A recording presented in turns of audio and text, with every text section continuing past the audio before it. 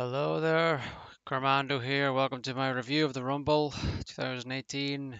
A very long and draining show, as are these long ass pay-per-views now. The big four. They really are big because they're so long, unnecessarily long. But this one felt very draining because the Royal Rumbles are, well, they last a long time, and by the time like the first one was done, which was the men's one, surprisingly, the show could have ended right there. I was like, it's just it's a chore just to watch. I mean, to be in it obviously would be even worse, but it's a chore to simply watch it. I feel anyway. Um, Anywho's, let's go. Pre-show, they're still on this thing where they put the talent out there when the arena is nowhere near full. Shit's been happening for a couple of years now, and they still don't get it. They still insulting their fans, their talent, still being disrespectful to their talent. I don't care who it is, it's out there. They've done it to the Hardys, they did it to the cruiserweights or whatever. It's disrespectful. Why can't you just wait till like the second hour of the pre-show? Although a 2 hour pre-show is fucking ridiculous, but hey, why can't you just wait till there's more people there and then have the match? Why is that not clicking in the brain of WWE? I don't know. It was an alright tag match, 30 minutes 20. It's kind of long. The highlight being the triple moonsault thing off the post and turnbuckle, which is pretty cool, by the masked ferrets. So yeah, they won. Next we have the Revival versus the Club. The Revival won, 9 minutes 10. Typical WWE style tag match. The Revival just working on a leg, and then they won by like a roll up or something. I don't really remember. Don't know. It doesn't really say in the recap thing either, so yeah, couldn't have been anything special. No reason to care about it, so I don't. Moving on, we have Bobby Roode defeating Mojo Rawley, 7 minutes 45. I wasn't really that disappointed that Mojo was the thing. I don't know if I was really expecting anything, any surprises there. I don't know what people were expecting. I mean, were they expecting something like bloody Bobby Lashley or something ridiculous? I don't think that was going to happen on the pre-show. But it was an okay match, and it ended with Rude going for like a super glorious DDT, but I was, I don't know what to say. It was a botch, but it wasn't really a botch. I don't know. It was just, if you're gonna go for like a tornado DDT thing, just go for it. Don't land and then hit it. Just go for it. I think that was the issue there. But yeah. Moving on, first match was surprisingly AJ Styles defeating Sami Zayn and Kevin Owens for the WWE title. I was kind of surprised to see that kick off the show. I thought it started off okay, good heel stuff by Owens and Zayn. It lasted 15 minutes 55. And eventually it ended with AJ countering the powerbomb and rolling up Kevin Owens for the win. Even though Kevin Owens, that's right, I remember, Kevin Owens wasn't even bloody tagged in. That was the thing they were going for there. And then like after there was a thing backstage with Shane McMahon and that, and Kevin Owens that was going nuts, and all Shane said was "Yep," and then walked away. It was pretty funny. Um, so I don't really remember a whole lot about the match, but I think it was okay. It was okay. Moving on, we have the tag match for the SmackDown titles. Usos defeated them both, defeated Chad in that 2 falls to 0. I thought that was pretty stupid. Gable and that bloody thingied the match. They dominated the match. It was kind of a bit repetitive for a while, and then it got good up leading into the first fall. But then bloody thingy and that just beat him. I can't believe it. I was like, really? These guys dominate the match, and then you're just gonna have them get beat 2 times. Not even gonna let them get one fall. I was a bit disappointed with that. Um, it was an okay match. And then we go into the Royal Rumble, and like I said, I was surprised when it was the men's one. So I was like, wow, they're going to put the women on last, or the Universal thing will be the on last. So I was kind of surprised at that. But I I liked the men's Rumble more, I'll say. Most of it. I thought like the first, say, third of it, I thought was good. First, maybe third to a half. I thought it did good. where people would come out and they would do some stuff and it'd be entertaining. I liked that. But the second half, not so much. There was more people coming out and not really doing anything. I mean, like Apollo Crews just comes out, does fuck all. Titus O'Neil comes out, does fuck all. Like, it's just stupid. It's so fucking stupid. You bring them out, do something. The crowd didn't even care about those two. I mean, they should, if they would actually let them get over, let them do what they do, let them wrestle. Like Apollo Crews is an amazing wrestler, but you never get to see that. You know, I just think it's stupid. You know, they could do something and they don't. Everybody, bloody Cena comes in, oh, he gets to fucking do loads of shit. Or bloody Seth Rollins comes in, he gets to do shit. Orton gets to do shit. But oh, you don't do anything with them. Just come in and do the punches in the corner and try to eliminate them, but never eliminate them shit. You know, I remember saying that shit 3 years ago.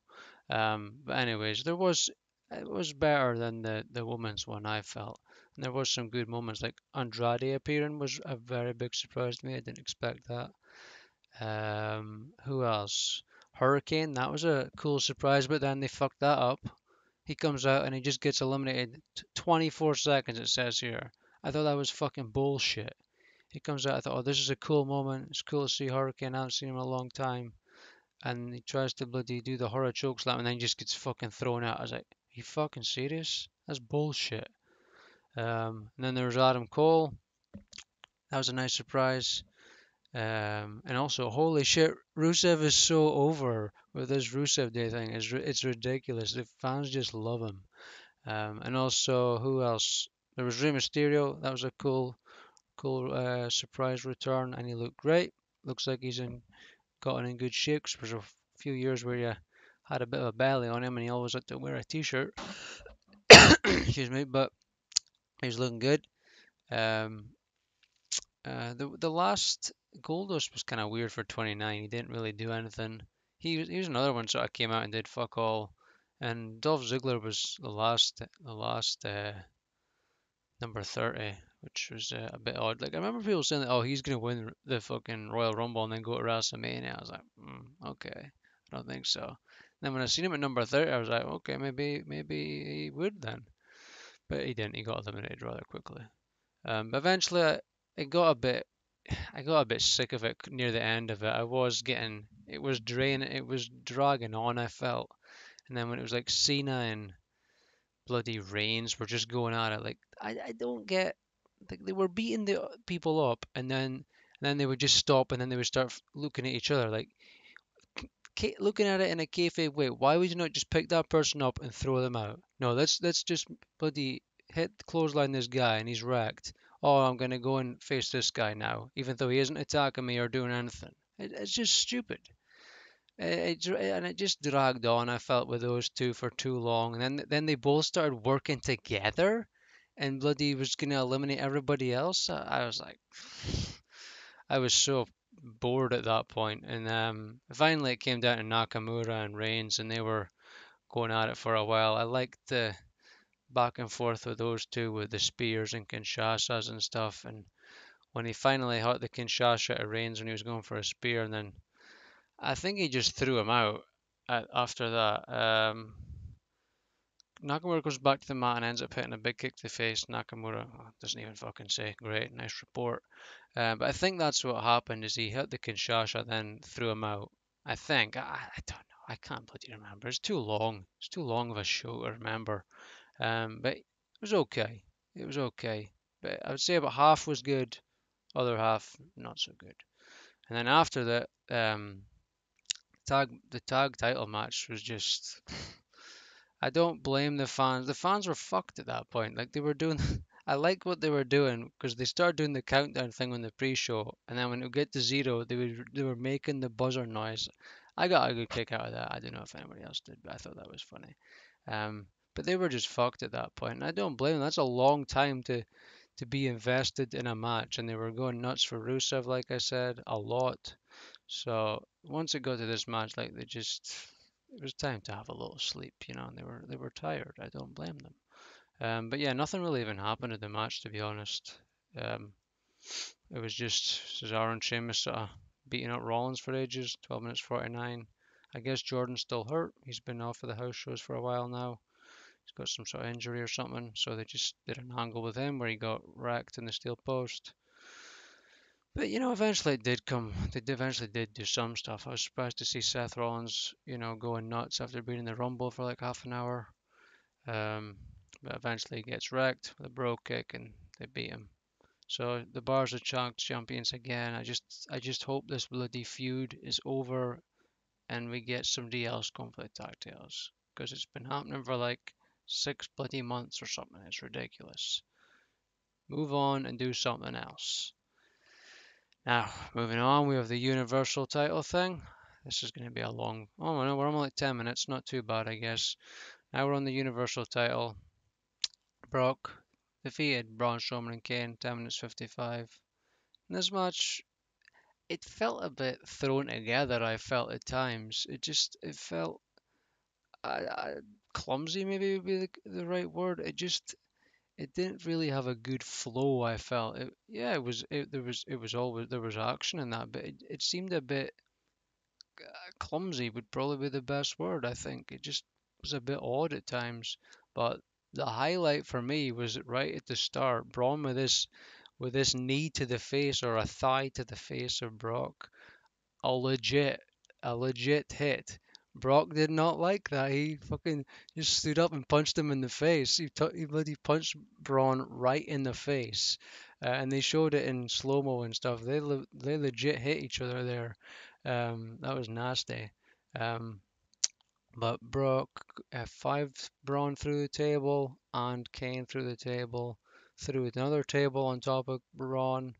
Braun came back, and because he's super Braun, he's gonna come back and he's not nothing's gonna stop him. Um, but yeah, nothing really else happened after that. Braun missed some power slams over and over, and then Kane comes in. It just felt clumsy. I felt at times, but eventually, uh, Kane goes wild with some steel chairs. There were some tables involved too, which was a weird spot where like Braun went through a table, but Kane didn't really push him into it. Braun sort of did it all himself. Even Cole said he was like, "Oh, Braun, seen he was going through the table and decided to just throw himself through it anyway." I was like, I'm surprised they even said that because that's just a stupid thing to say. Why would you throw yourself into a fucking table?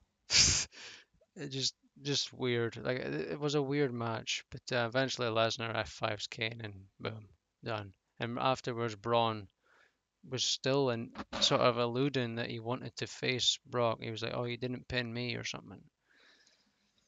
I don't know. I don't know what to think of that really. Like I don't think that match lived up to what it could have should have been.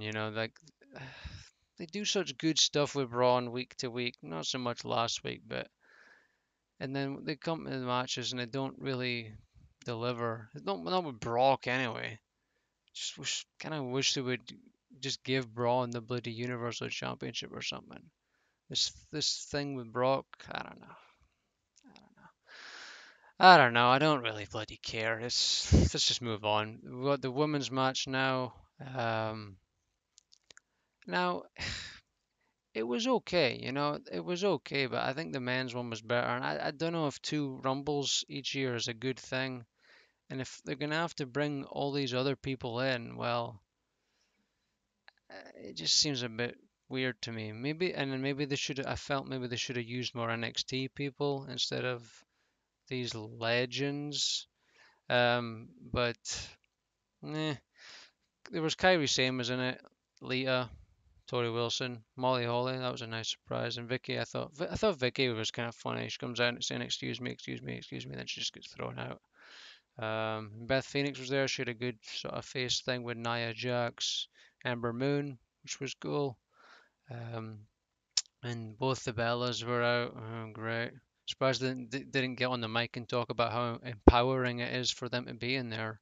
They always love to talk about that shit. Or maybe they could, go start down in alcohol because they're the alcoholic twins. Um, but yeah, I thought there was still some good moments, but there was also kind of a lot of botchy moments as well. And I also felt that it was like I feel like Mickey James has just been treated like shit really in her entire run back with the WWE. And like I like the feud with Alexa, but it feels like WWE just sort of keeps screwing her over by not really utilizing her well. And like even the fans didn't even when she came out, they didn't even get a reaction. Oh, but when she fucking faces off with Trish, they lose their mind. I'm like, that's just bullshit, you know? It's just disrespectful. So, oh, now you care about her because of her feud with Trish? Like one of the probably best women's feuds, and memorable feuds. Not that you get that now with like bloody good moments and stuff. You don't really get that now because the writing is terrible, because the feuds are mostly terrible. Um, but it had its moments, but I thought the men's one was better. But eventually, bloody Asuka won. She came down to her and Nikki. Um, I don't really have much else to say about the women's match. I'm just looking at the people in it, and I don't really have much to say about it. They sort of the ending wasn't really done right either. Like it looked like Asuka was supposed to actually hit Nikki. Well, she didn't, and then Nikki just fell off. So I guess people didn't really care about that. They're just happy that Asuka won.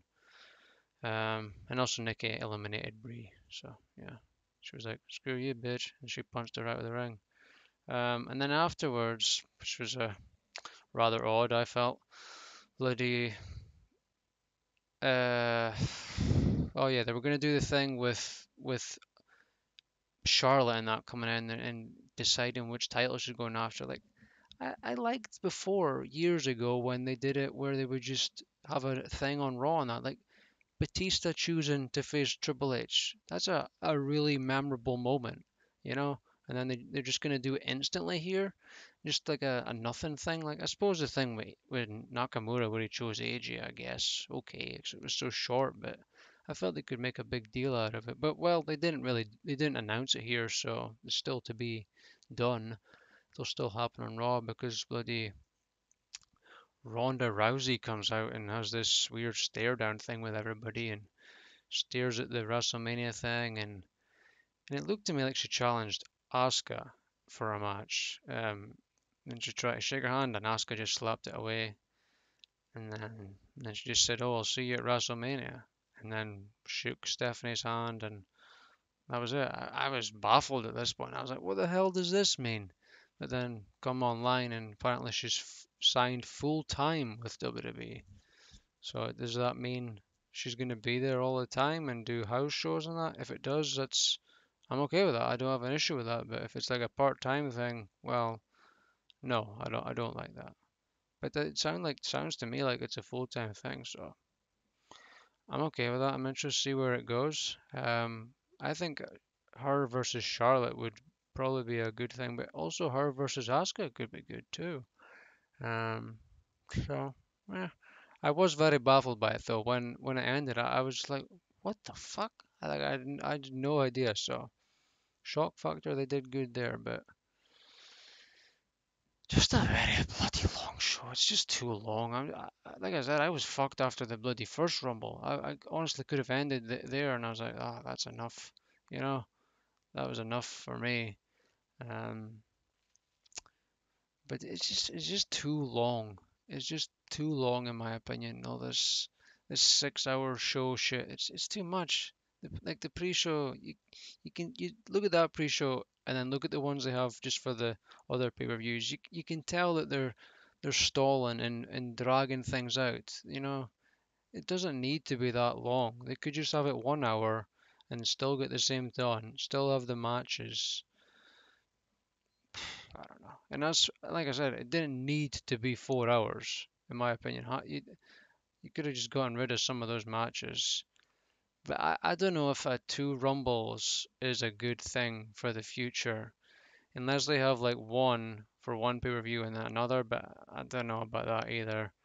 Or unless they go with one men get the rumble and then women get the elimination chamber, or then flip it around.